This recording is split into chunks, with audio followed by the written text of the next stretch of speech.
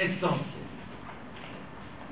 Alors, en fait, l'enjeu des élections de dimanche prochain, ce sera être ou ne plus être. C'est aussi simple que ça. Ce sera être Belgique ou ne plus être Belgique.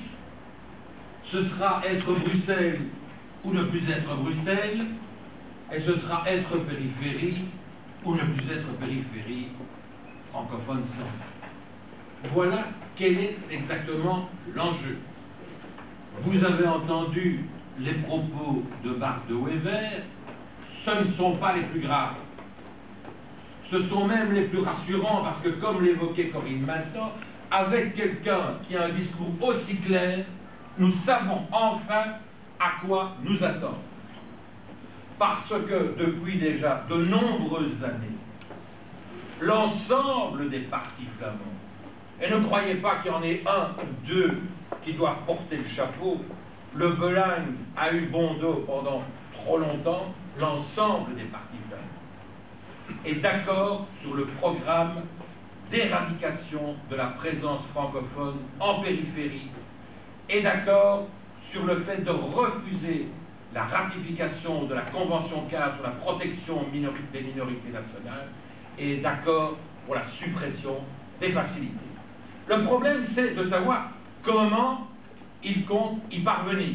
Et là, le dessin est très simple, il l'explique eux-mêmes. Van de Gucht. Il a déjà un peu quitté la scène politique belge, alors son nom est déjà un peu plus évanescent. De Gucht, ancien ministre des Affaires étrangères belge, actuel commissaire européen, le disait il n'y a pas si longtemps que ça. La frontière linguistique peut devenir une frontière d'État pour autant qu'on scinde l'arrondissement de Bruxelles à Villefort. Alors, un petit mot d'explication et un regard sur la carte. Tout ceci, c'est BHV, c'est 54 communes. Vous avez les 19 communes ici en bleu foncé, 19 communes de Bruxelles. En plus clair, vous avez les 6 communes à faciliter. Et en orange, vous avez l'ensemble des 29 autres qui se trouvent en région flamande, mais qui font partie toujours de BHV et qui ne sont pas à faciliter. Alors le problème, il est où? Le problème, il est là.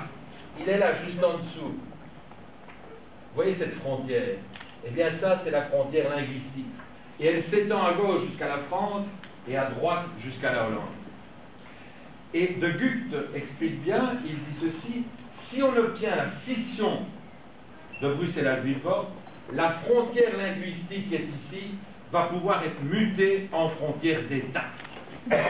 Pourquoi? Eh bien, parce que à ce moment-là, la frontière va séparer deux territoires qui ont une parfaite homogénéité linguistique. En effet, pour le moment, c'est 35 communes et 29 plus les 6 ont un statut bicommunautaire. Déjà, les communes de facilité par le régime qu'elles connaissent.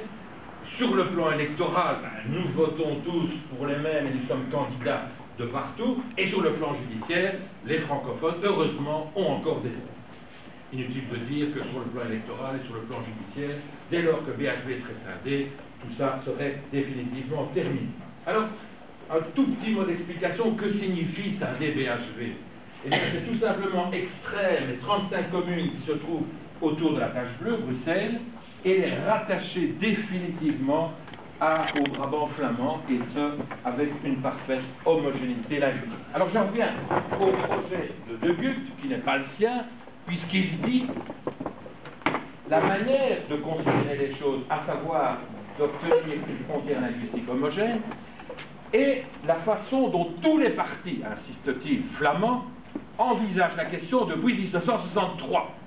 Ce n'est donc pas récent.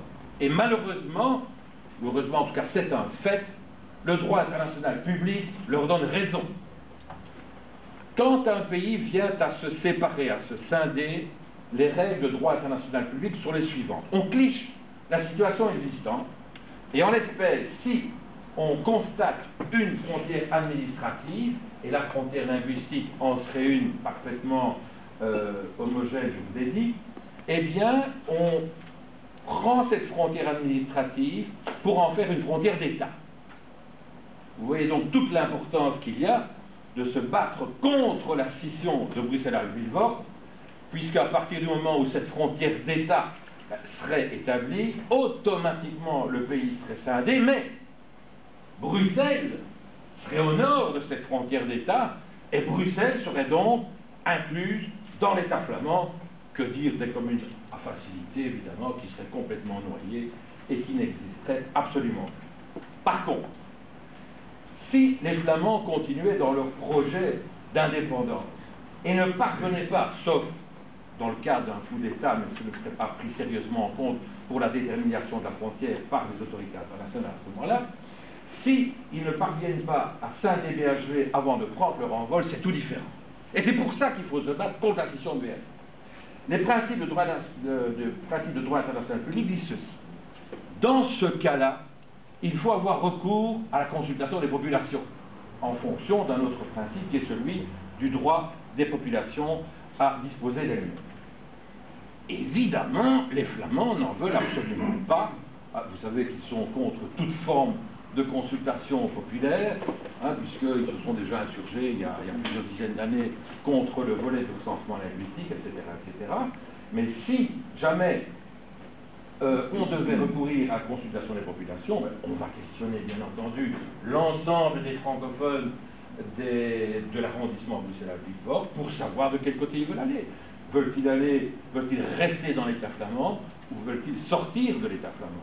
On consulterait également la population bruxelloise sur le même thème. Voilà quel est exactement l'enjeu. Alors, pour sortir de cette mise en échec, parce qu'on serait singulièrement mis en échec dans cette hypothèse-là, vous l'avez compris, je parle d'hypothèse d'institution de BHV, il n'y a qu'une seule solution.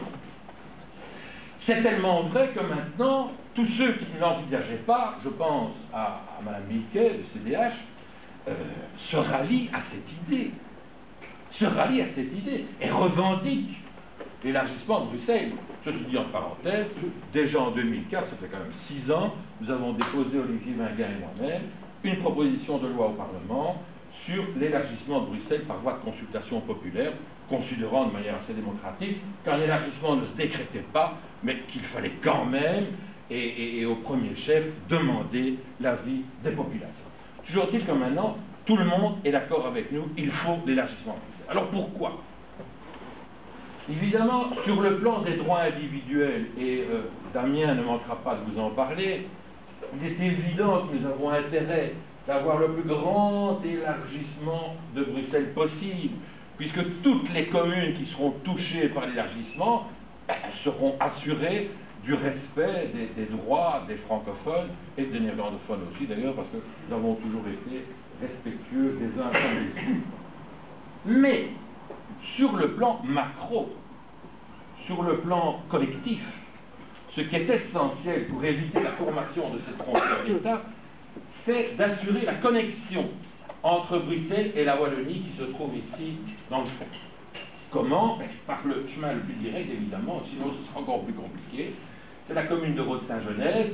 Alors, est-ce que c'est toute la commune? Est-ce que c'est une partie de la commune? Peu importe, le problème n'est pas là. Le problème est qu'il faut absolument trouver une connexion territoriale entre Bruxelles et la Wallonie. Alors, vous avez compris pourquoi, parce qu'à ce moment-là, on casse l'unité de la frontière, elle ne peut plus se constituer, et les Flamands, dans leur état pour retrouver leur frontière, doivent repasser par le nord, et là, ils retrouvent une frontière ininterrompue, et Bruxelles, du même coup, est désenclavée.